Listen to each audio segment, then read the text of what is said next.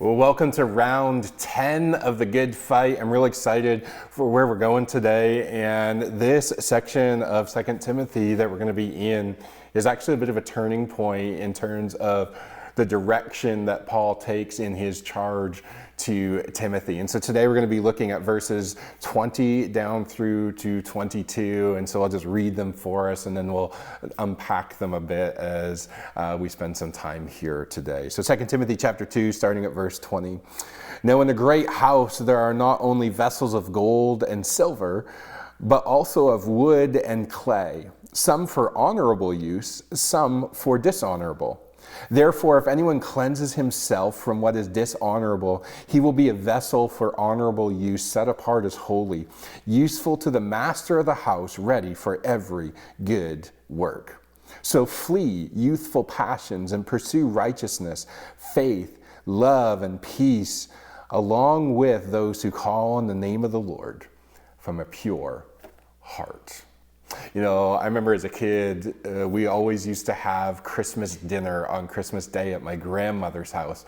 And it was always an exciting time for a lot of reasons. But one of the things that was consistent among a lot of consistent things was when we arrived, we knew that it wasn't going to be the everyday dishes that were going to be handed out. There was the fine china that got pulled out of the cupboard that was always used at Christmas. We had these glasses that had these special etchings and colors on them of winter scenes and Christmas scenes. And I don't know if some of them were even crystal, but we had these patterned plates even that had, again, Christmas scenes and gravy boats and all the pieces that were for that special occasion. I even remember there was a little box that used to sit on a counter in the hallway that we would open up, and it would even have special flatware or silverware in there. I don't know if it was actual silver or silver plated or if it was just the special utensils that we ate Christmas dinner with, but it certainly came in a box and wasn't kept in the drawer and used all year around. And maybe you've got some silver pieces in your house too that are stored away carefully and polished occasionally and brought out for special occasions. And maybe you've got some other dishes and things that usually you can tell what those things are when they're not dishwasher safe. And so this would always be the case at Christmas, and the fine dishes would be brought out. And here in Paul's instruction to Timothy, he uses this example of vessels in a big house. And the reference to a great house or a big house here is to a large home that's usually occupied by princes or wealthy people. And so it's not just it's not a small place where there's, kind of one thing for everything. There are various plates and silverwares and all the pieces that are used for specific purposes. And he says there are vessels of gold and silver and there are vessels of wood and clay. In other words, there are some pieces that are brought out for special occasions, for fine dining, for, they're the things that are carefully taken care of. They are guarded, it's the gold and the silver pieces. And then there are vessels of wood and clay that might have various uses. You might cook with them or serve your dog with them. They're things that maybe you just purchased at the dollar store. There's different kinds of utensils that get used in a household. And he says some of them are for honorable use and some are for dishonorable use. There's some things that just don't belong in a particular setting.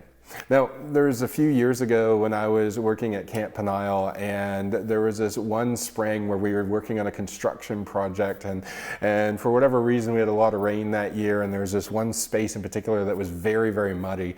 As we were kind of digging around for stuff, I found an old coffee mug that apparently had been dropped when they were constructing a certain building and had kind of got left there, and it sunk into the ground, and now I've unearthed it and discovered it. And I mean, the thing was just caked in mud, but the coffee mug itself was still in good shape. And so I brought it up and cleaned it all off and started using that mug. Now, can you just imagine for a moment if we would have brought that mug up and instead of cleaning it, we just took this beautiful pot of coffee that smelled so good and was perfectly brewed and just poured it into that mug and started to drink from it.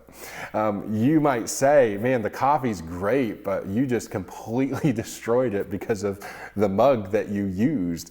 And you can just imagine what it would be like to kind of offer this coffee to somebody else in that kind of mug. It just wouldn't be appropriate. And this is Paul's point to Timothy. He says in verse 21, if anyone cleanses himself from what is dishonorable, he will be a vessel for honorable use, set apart as holy and useful to the master of the house for every good work. In other words, if you can free yourself from not just the things that distract you from pursuing a life of righteousness or pursuing Jesus, but actually from sin's corrupting influence, from the dishonorable pieces of our lives that just shouldn't belong and don't belong as we trust and follow Jesus, if we can come out from under the influence of the very things that Jesus came to destroy, we would be much farther ahead. And so that might involve some of the company that you keep, the people you hang around with, the screens that you watch, or more specifically, what you watch on your screens, the desires that you pursue. If we free ourselves from sin's corrupting influence in our lives, then we can be set apart and useful for the work of God, for advancing the kingdom of God and the mission of Jesus in this world. Because if we're not free from what's dishonorable, it actually can bring dishonor on the gospel itself.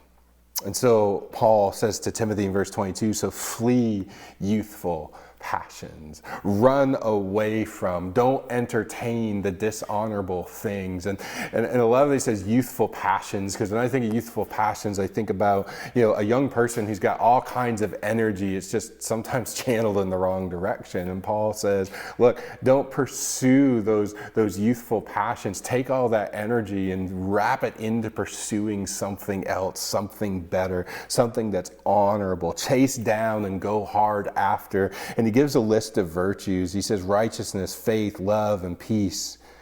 He says, pursuing what is right and what is good, putting appropriate trust in the appropriate places. It's extending grace toward other people. It's showing humility and seeking to live in harmony with others along the way. These are the kinds of virtues that should describe our lives and the character that we have. But then Paul adds a piece that I think is so important for us today, and I don't want us to miss it. He says to pursue these things, go hard after them, along with those who call on the name of the Lord from a pure heart.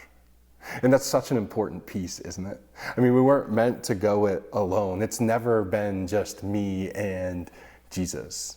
It's our attachment to a community of faith, to a group of people that you surround yourself with, that you are in community with, that you're attached together. He says to pursue these things along with others who can cheer you on and who can encourage you and call you out when you fail in some ways that will be for your benefit and for your pursuit of godliness. He says it's people who have a pure heart, who pursue the right things. Doesn't mean they're perfect. It's just you're on the same direction together. As Eugene Peterson would say, it's a long obedience in the same direction. Now that doesn't mean that we never hang around with people who don't follow Jesus. It doesn't mean we completely cut ourselves off from others who don't carry his name. In fact, Jesus gave his attention to all kinds of people, and we should too. But that begs the question, who has a shaping influence in your life? And is that shaping influence honorable or is it dishonorable?